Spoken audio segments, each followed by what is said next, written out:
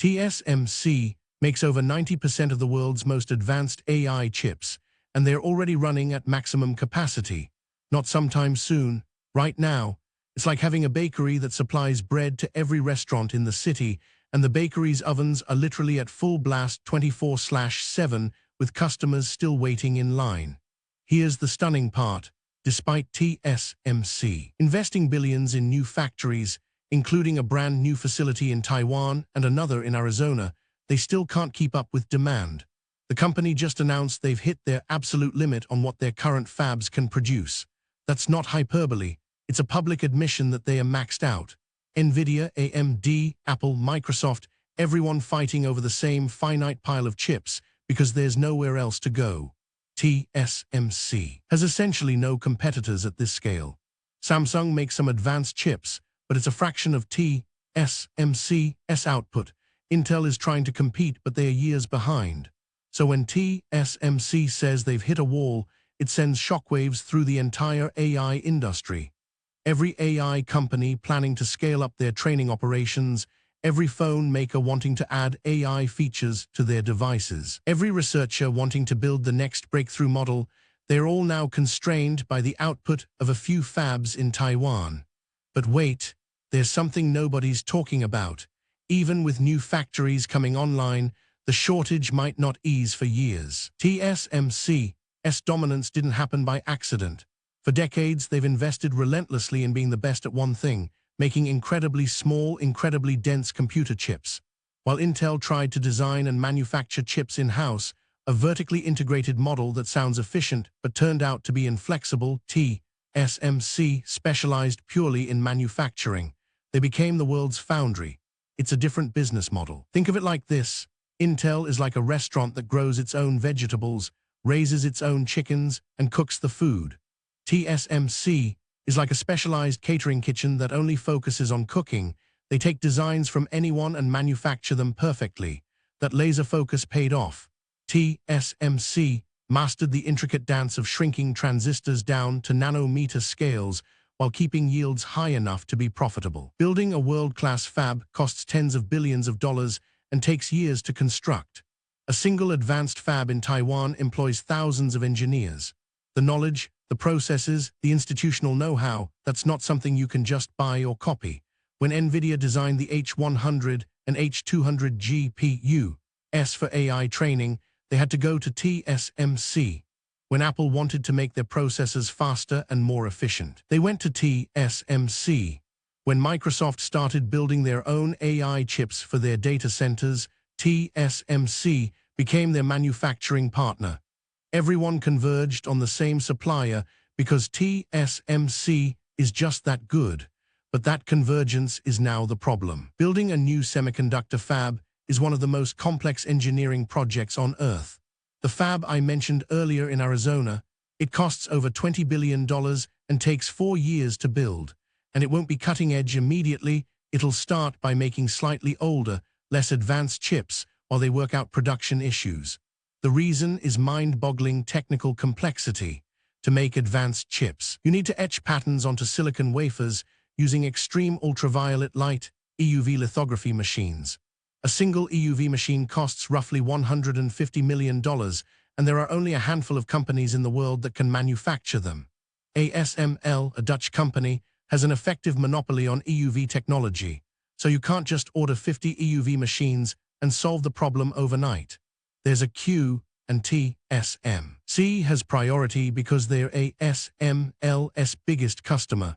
Once you've got the machines, you need to train thousands of specialized technicians, engineers, and operators, people who understand how to coax perfection out of machines working at a scale of nanometers. 5 nanometers. That's about the width of 25 silicon atoms. Getting yields up, where yields means the percentage of chips that work without defects, can take months or years of trial and error. Every new fab starts with lower yields, meaning you produce fewer working chips per wafer. So even TSMC's new Arizona facility won't immediately add massive capacity. That's why the shortage won't disappear anytime soon, no matter how much money gets invested. So how does a TSMC bottleneck actually hit consumers? We're already seeing it.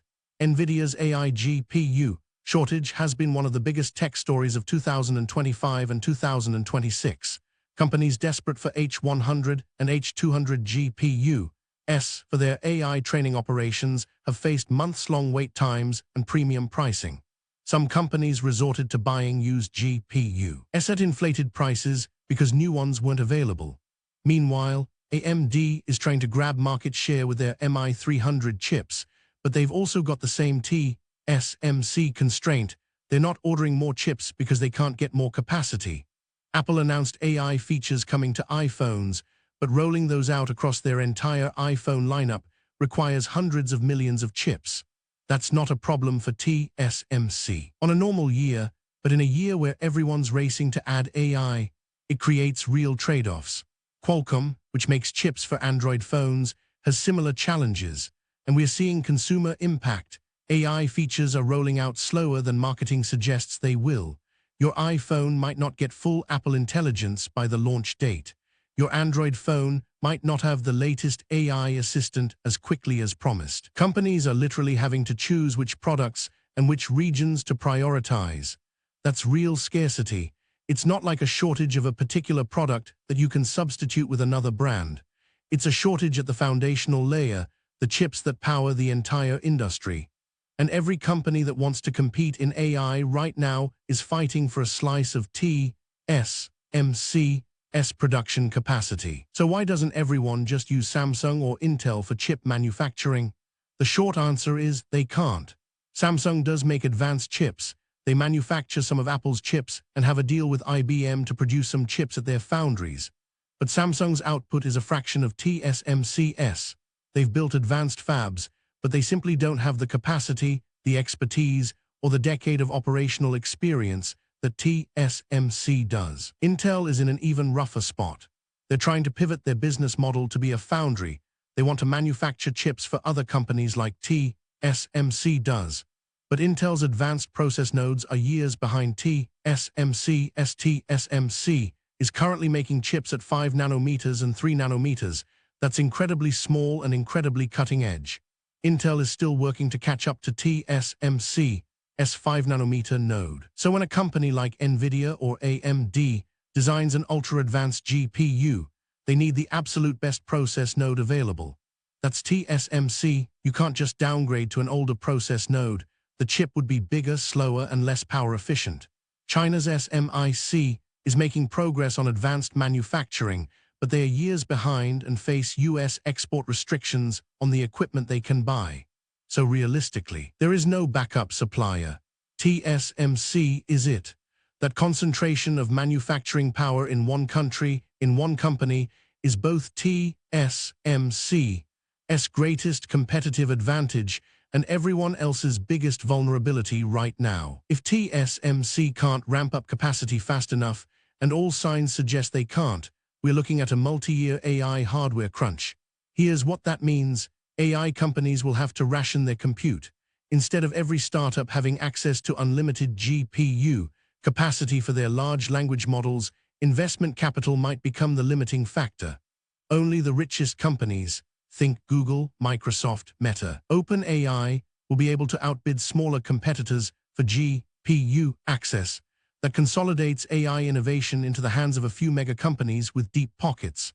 Smaller AI startups and academic researchers might hit walls trying to access the hardware they need.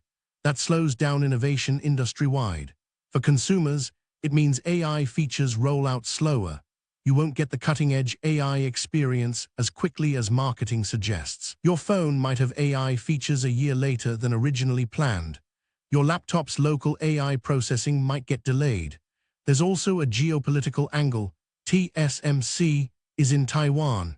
More than 90% of advanced chip manufacturing happens on a tiny island with complex political tensions. That's a supply chain vulnerability the US, Europe, and other countries are taking extremely seriously. It's why the US is investing billions in incentivizing chip manufacturing domestically. The CHIPS Act was partly a response to this exact problem. A disruption in Taiwan, whether political, natural, or otherwise, could cripple the global AI industry overnight. So how do you stay informed about TSMC's capacity constraints? First, watch TSMC's quarterly earnings calls. When they say they're at max capacity, that's when you know there's real supply chain pressure. Second, watch GPU pricing and availability. If graphics card prices stay inflated or availability gets worse, the shortage's still biting. Third, pay attention when major tech companies delay AI features. Part of the reason is often chip scarcity. Fourth, follow semiconductor industry analysts. They publish detailed reports on fab utilization and projected capacity. Fifth, think about diversification. If you're investing in an AI company, consider whether they depend entirely on Nvidia GPUs, or if they are hedging with AMD, SMI300, Intel's Gaudi, or custom chips. Companies relying solely on Nvidia have real supply chain risk. Finally, keep an eye on new fab openings. When Intel's Arizona fab starts producing chips at scale in 2027, or when Samsung's facilities ramp up, that's when you might see relief. The key question isn't whether TSMC can keep up. We already know the answer is no. The real question is how long the shortage lasts and whether other manufacturers can close the gap before TSMC's new capacity comes online. Here's what this TSMC situation means for you right now. If you're thinking about buying a new phone, tablet, or gaming laptop with AI features, expect those features to arrive slower than marketing claims.